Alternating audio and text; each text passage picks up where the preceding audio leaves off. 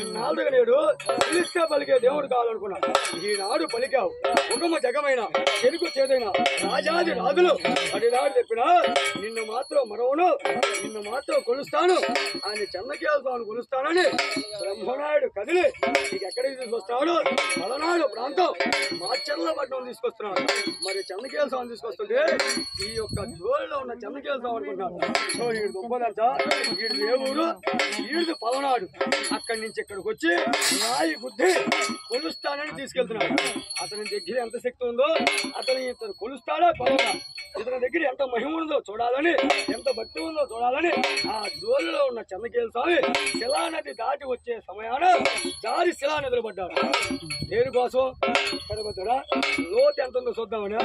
బ్రహ్మనాయుడి దగ్గర ఎంత శక్తి ఉందా, నన్ను తీసుకెళ్తాడా తీసుకెళ్ళలేడా, కొలుస్తాడా కొలవడా, ఇక్కడే వదులుతాడా లేదా తీసుకెళ్తాడా అని బ్రహ్మనాయుడి గురించి తెలుసుకోవాలని జారి ఆ శిలానదులు పడ్డాడు.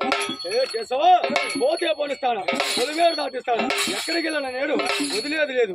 అటు నీళ్ళు అడిజిమ్మైనా ఇటు నీళ్ళు అడిజిమ్మైనా మధ్యలో ఆన కట్టేసైనా నిన్ను మాత్రం పలనాడు ప్రాంతం మాచర్ల పట్నాన నిన్ను తీసుకువెళ్తుంది, నేను కొలవాల్సిందే. ఎత్తి 7 గడిలు, రేపేడు పూజలు, ఆపేడు పూజలు, నిత్య కళ్యాణం అత్యంతంగా కొలవాల్సిందని ఇక చెన్నకేళ స్వామి రాయుడాయి మర్చిపోతున్నాడు. మన బ్రహ్మనాయుడు కూడా రాయుడాయి మర్చిపోతున్నాడు. చిక్కినట్టని ఏడు, చిక్కినట్టని ఏడు, చిక్కుతాను ఏడు, దొరికినట్టని ఏడు, దొరికిన ఏడు, అడిగేడయ్యా, దొరికినట్టే దొరికి చేయి దాడుతున్నాడు. ఇట్లా కాదని ఇక బ్రహ్మనాయుడు కూడా అవతారం పడిమాడాడు. ఎట్లా చూస్తావా? మత్స్య కూర్మ, ఇక కూర్మ అవతారం ఎత్తాడు. కూర్మ అంటే తాబేలు అవుతారు.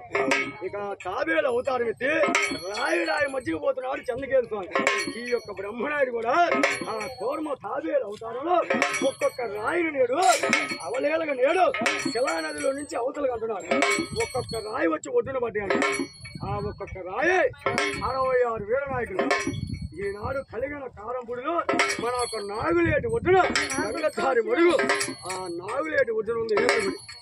ఆ ఒక్క వీర్లగుడిలో ఉండే 66 వీరనాయకులు, 72 కోటి మంది. ఆ ఒక్క దృష్టాంతం ఏంటంటే 14 జిల్లాలో ఉంది మన అమ్మవారు. ఏది ఒక్క కంకిపాడే కాదు, ఈ యొక్క కంకిపాడులో మనకు చిత్తూరు వారే కాదు 14 జిల్లాలో ఉండారు.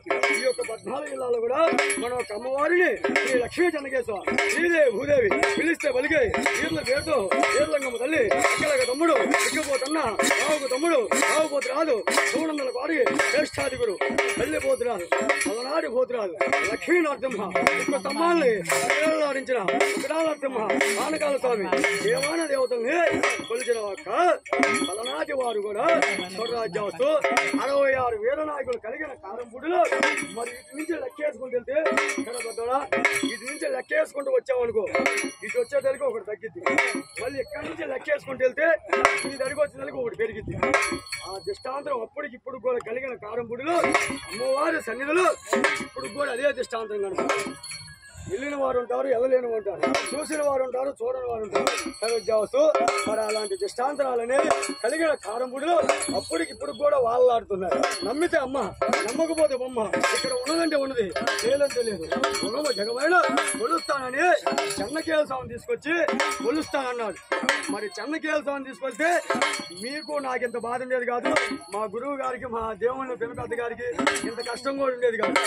ఎందుకని చెన్నకేళ స్వామిని కొలిస్తే ఈ బాధ ఉండదుగా, ఈ ఖర్చు అంత ఉండిద్దా? చెన్నకేళ స్వామి కొలిస్తే ఆ చెన్నకేళ స్వామికి ఏం కావాలి? వడపప్పు పానకం. మన దైవాలకి మరి చెన్నకేళ స్వామి ఎవరు? నల్లని వాడు, నామాల గలవాడు విష్ణునారాయణ, వైకుంఠ వాస విష్ణుమూర్తి.